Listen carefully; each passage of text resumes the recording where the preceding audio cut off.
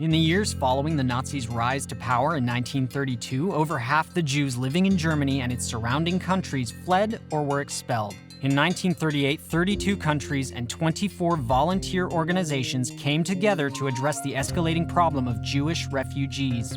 Golda Meir, the 39-year-old representative from British Mandate Palestine, who later became Israel's first woman prime minister, was in attendance. She was granted observer status, but not permitted to participate in the proceedings. She watched from the sidelines, eager to see how the world's greatest nations would come together to save hundreds of thousands of Jews at the Evian Conference.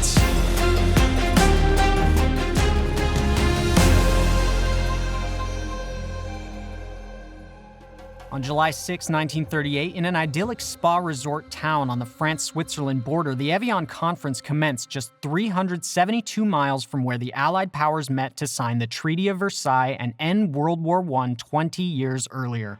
After World War I, Germany was crippled by post-war damage, debt, and reparations. By 1932, unemployment rose to 30%, and almost 8 million people were without jobs. Although Jews comprised less than 1% of the German population, over 1,000 years of life in the region had established deeply rooted Jewish communities, and in many countries, Jews stood as cultural and political luminaries. By the time Hitler was appointed Chancellor of Germany in 1933, he was able to marshal pre-existing anti-Semitism with financial insecurity to unite his country under one singular belief: that a pure Germany had no room for the Jew.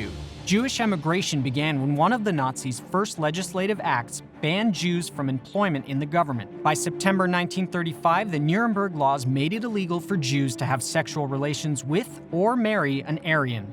Then, the Reich citizenship law passed and stripped citizenship from Jews and anyone with a Jewish parent or grandparent. A citizen of the Reich is only that person who is of German or of the same kind of blood. By the time Franklin D. Roosevelt invited countries from all over the world to help solve the Jewish problem at the Evian Conference, Jewish refugees were a pressing issue for the rest of Europe, the Americas, and British Mandate Palestine. Over the course of the 9-day conference, every single country expressed sympathy for the state of the Jews, but few offered to actually help. Golda Meir wrote, "I wanted to get up and scream at them.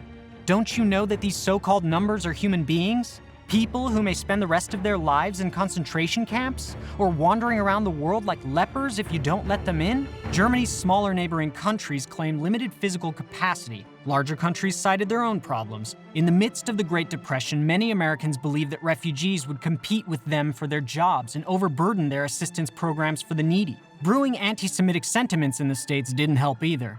In a 1938 American survey, quote, approximately 60% of the respondents held a low opinion of Jews, labeling them greedy, dishonest, and pushy. Despite having organized the conference, FDR didn't even send a political representative. Instead, his friend businessman Myron C. Taylor attended on the state's behalf.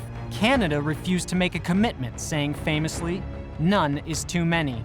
Chaim Weizmann, who would become the first president of Israel, observed, "The world seemed to be divided into two parts, those where Jews could not live and those where they could not enter." By the end of the 9-day conference, the U.S. agreed to admit 30,000 Jewish refugees annually. Britain accepted almost the same number. South Africa agreed to admit refugees only if they had close relatives already in residence. In addressing the UN in 1979, the U.S. Vice President Walter Mondale said, "If each nation had agreed on that day to take in 17,000 Jews at once, every Jew in the Reich could have been saved." At Evian, they began with high hopes, but they failed the test of civilization.